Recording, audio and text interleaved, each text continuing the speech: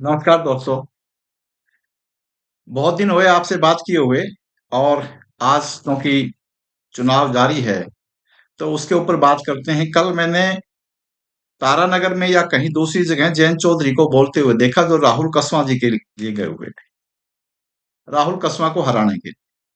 अब साथियों, एक बात आप लोगों को समझनी पड़ेगी कि राहुल कसवां की टिकट क्यों काटी गई और देवेंद्र झाझड़िया को क्यों दी गई। बीजेपी के इस षड्यंत्र को आप लोगों को समझना पड़ेगा। और जैसे ये षड्यंत्र आप लोगों के समझ में आ जाएगा, उसके बाद सारी चीजें क्लियर हो जाएंगी। राहुल कसवा का टिकट इसलिए काटा गया क्योंकि वो एक अच्छे परिवार से है और युवा नेता है।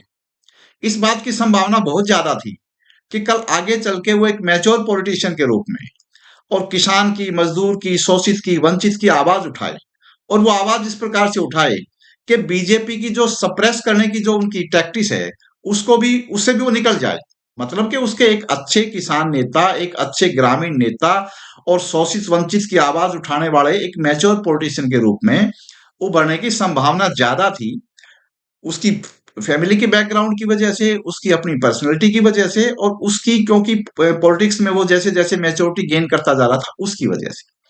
बीजेपी का ये मोडस ऑपरेंडी रहा है कि बीजेपी क्या करती है कि इस प्रकार के लोगों को किनारे करके और कुछ दूसरे प्रकार के लोगों को लेकर के आती है। देवेंद्र झाझड़िया भी हमारे समाज का है, हमें वो सम्मान के लायक है निश्चित रूप से। लेकिन पॉलिटिक्स में क्योंकि एक एमपी के रूप में आप देखेंगे, स्पोर्ट्समैन जितने भी हुए हैं या जितने भी अभिनेता हुए हैं, वो लोग अब जब एमपी के रूप में गए हैं पार्लियामेंट में, तो वो लोग आवाज नहीं उठा सकते और बीजेपी और संघ उनको अपनी जो चीजें हैं, अपनी पॉलिसीज उनके द्वारा ला देता है। राहुल कसवा क्योंकि उसकी पर्सनैलिटी डेवलपिंग थी तो उसको हटा दिया। अब ये कह रहे हैं कि जी देवेंद्र झाझड़िया भी उसी समाज का है। ठीक है जी, उसी समाज का है।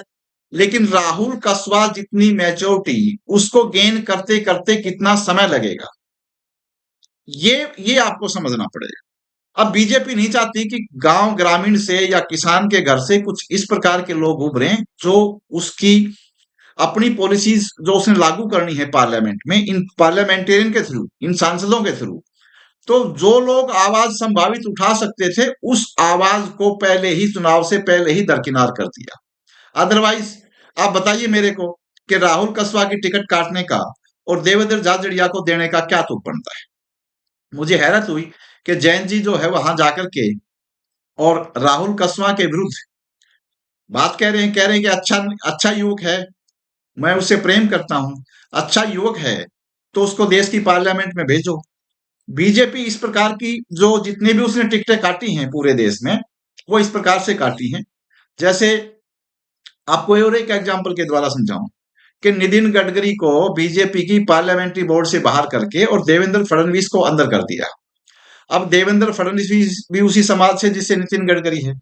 लेकिन गडकरी जी ने जो एक्सपीरियंस गेन किया, जो चीजें उसने अपनी मैच्योरिटी एक्वायर कर ली, उतनी मैच्योरिटी देवेंद्र फडणवीस जी की नहीं हो सकती। उसी प्रकार राहुल कसवा ने जो मैच्योरिटी एक्वायर कर ली थी, देवेंद्र झाझड़िया को उसको एक्वायर करते करते समय लगेगा। बीजेपी को ऐसा लगा कि राहुल कसवा अगर कंटिन्यू करेगा तो उसकी संभावना एक किसान नेता के रूप में, एक अच्छे पॉलिटिशियन के रूप में, एक बिल्कुल ग्राउंड की आवाज उठाने के पॉलिटिशियन के रूप में उभरने की संभावना ज्यादा है। और बीजेपी को ये लोग नहीं चाहिए, इस प्रकार से एक इंडिपेंडेंट सोच वाले व्यक्ति नहीं चाहिए। और इसीलिए उसने एक स्पोर्ट्समैन के रूप में या अभिनेताओं के रूप में वो लोग दूसरे फील्ड में जो अदर देन पॉलिटिक्स है वहां से लेकर के आते रहते हैं। अब ये चूरू की जनता इस बात के ऊपर मोहर लगाए कि राहुल कसवा निश्चित रूप से देश की पार्लियामेंट में जाए। क्योंकि अब बीजेपी और मोदी ने जब उसको दरकिनार किया है ना, तो कहीं ना कहीं कोई ऐसी एक्टिविटी राहुल कसवा की रही है जिसमें उसने उनकी पॉलिसीज को मानने से इनकार किया होगा, तभी तो ऐसी संभावना बनी। तो अब चूरू की जनता को चाहिए कि हमारे, क्योंकि नेता एक दिन में नहीं बनते, नेता बिगड़ एक दिन में जाते हैं लेकिन बनते एक दिन में नहीं है। तो मैं चूरू की जनता से ये अपील करूंगा कि आप सब छोड़िए सब चीजों को और राहुल कसवा को समर्थन दीजिए, ताकि जो एक आज किसान के घर में पैदा हुए नेताओं का जो एक टोटा पड़ गया है, जो एक बिल्कुल एक वैक्यूम दिखाई देता है, उस वैक्यूम को फिल किया जा सके। और राहुल कसवा को बीजेपी ने जो दरकिनार करने की कोशिश की है, बीजेपी की इस कोशिश को आप लोग नाकाम करिए। नमस्कार।